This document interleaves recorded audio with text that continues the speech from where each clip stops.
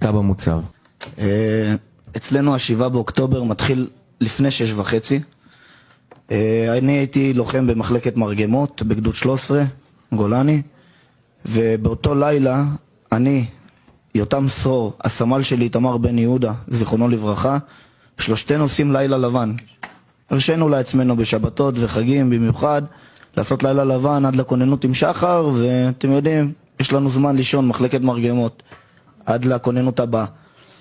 אז ב5:20 בבוקר אנחנו יושבים ליד הקשר כדי לא להעיר מאזין, והסמג"ד שלי, ניר בוינפלק, שגם הוא נפצע קשה וברוך השם הוא שרד, פתאום עולה בקשר בהודעה מוזרה. כל התחנות, לא יודע למה, לא יודע איך, משהו בסגנון הזה, אין סיור בגדר עד 9 בבוקר. באיזה שעה זה? 5:20 בבוקר.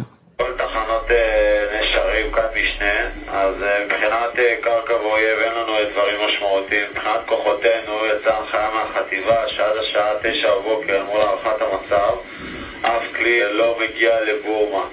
ואני חוזר שוב, עד 9 בבוקר ואל מול הערכת המצב אף כלי לא יורד לבורמה. נמצאים בנקודות זינוק אחוריות, מהנחיית חטיבה, לא יודע בדיוק למה, לא שואל יותר מדי, זאת ההנחיה, זה מה שאנחנו עושים. קצת לפני שהכל מתחיל, ואיתמר דופק לנו פרצוף כזה של מה? ואתה יודע, אנחנו חיילים פשוטים סך הכל, לוחמים, לא מפקדים ולא קצינים שנוכל לשאול שאלות, זו הוראה של הסמג"ד, מקבלים את הפקודה הזאת ולא שואלים שאלות, הורדת פקודה רגילה. ובאמת אחרי שעה, 6:30, פתאום אזעקות. תראי, אני אגיד לך את האמת, אני חייתי עם זה מה7 באוקטובר ומאוד חששתי לדבר על זה, ושהגעתי לכנסת זה היה אחרי תקופה ששאלתי כמה אנשי צבא בכירים מה בעצם קרה שם, והיו כאלה שבהתחלה אמרו לי, תשמע, היה יום צליפה של נ"טים על הגדר, לכן לא רצינו לשלוח חיילים כדי שלא ייפגעו. ואז עם הזמן קצת נפל לי האסימון ואמרתי, רגע, אם יש יום צליפה, איך יכול להיות שאני סך הכל 200 מטר מהגדר לא יודע שיש איום? איך יכול להיות שחברים שלי נלחמים בלי וסט עם תחתונים וגרביים ואף אחד לא יודע שיש משהו? אנחנו סך הכל 200-300 מטר מהגדר.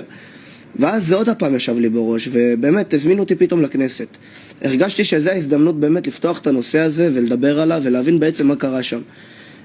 והנה, את אומרת, כמו שאת אומרת, הרבה אנשים זה נשמע להם תמוה ומה בעצם קרה שם. ואנחנו עוד פעם חוזרים לזה, ואני אגיד לך את האמת, איילה, אני חי עם איזשהו חור במוח מאז ה7 באוקטובר, שמשהו בלב מרגיש לי תשמעי, אני לא יודע מה היה שם, אני רוצה להבין מה קרה, כמו כולם. תראה, הסמג"ד לא היה איום צליפה, כי הסמג"ד אומר אין לי מושג למה, ולא למה, ואיום צליפה יש הרבה פעמים.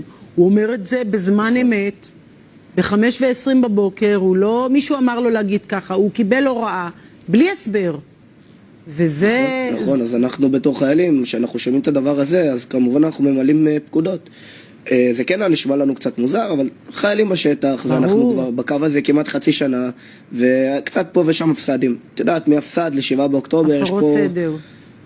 הפסדים. כן, מהפרות סדר, אמת, נכון, מהפרות סדר למצב, לאירועים כמו של ה7 באוקטובר, אנחנו מדברים פה על, את יודעת, משהו שהוא הזוי, שהוא מאוד קיצוני, כדי לחשוב שיום אחד נגיע לדבר הזה.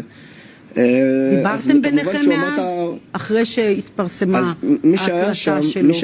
דיברתם ביניכם מי שנשאר? אז כמובן שדיברנו על זה הרבה פעמים, וניסינו לבדוק את זה, ואמרתי לך מה אמרו לי כל מיני אנשי צבא. חשבתי הרבה פעמים לדבר על זה, לא לדבר על זה, ובאיזשהו שלב גם התחלתי לשאול את ההיגיון שלי. רגע, אם אומרים לי שיש איום צליפה, כמו שאת אומרת, איך יש איום? אם הוא אמר, אני לא יודע למה ואיך, וגם את יודעת, אמרתי, אולי אני לא זוכר טוב, אולי זה, ופתאום ההקלטה יצאה.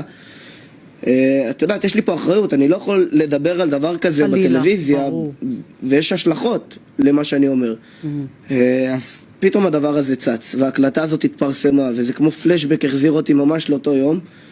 ומה אני אגיד לך, איילה? כמוני, כמוך, כמו כל עם ישראל, אני רוצה להבין מה קרה ב7 באוקטובר, איבדתי המון חברים, נפצעתי קשה, אני כל יום נפגש עם המשפחות, עם ההורים, ובאמת, את לא יודעת איזה כואב זה להכיל את זה וללוות אותם, ואנשים רואים אותי, שלום שטרית הפצוע, הם לא יודעים כמה דברים אתה מנסה לעשות, אני כל יום קם למלחמה, אני מנסה להמציא את עצמי מחדש, אני מנסה לעזור למשפחות האלה, כל יום זה מלחמה בפני עצמה, ואנחנו נלחמים, גם הנלחמה בלי הרגל, את מתכוון על זה, לחיות חיים חדשים.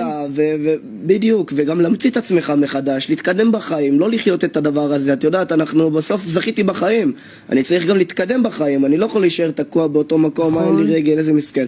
אני רוצה להבין מה קרה שם, ופתאום הדבר הזה שיצא, התציר הזה, זה מפחיד אותי מאוד. אני מקווה שיהיה לנו תשובות יותר ברורות בהמשך, ולא לקפוץ למסקנות, ולא להדיג מדינה שלמה, אבל כן חשוב מאוד שיהיה פה תשובות חד משמעיות, ומי שצריך לשלם את הדין, שישלם את הדין. כל כך הרבה נרצחים, חטופים. זה משהו שאני בתור חייל ששירת בגזרת עזה, אני אומר לך, על כל פיפס קטן קפצנו לגדר, על כל דבר קטן. זה מפחיד אותי לחשוב מה קרה שם.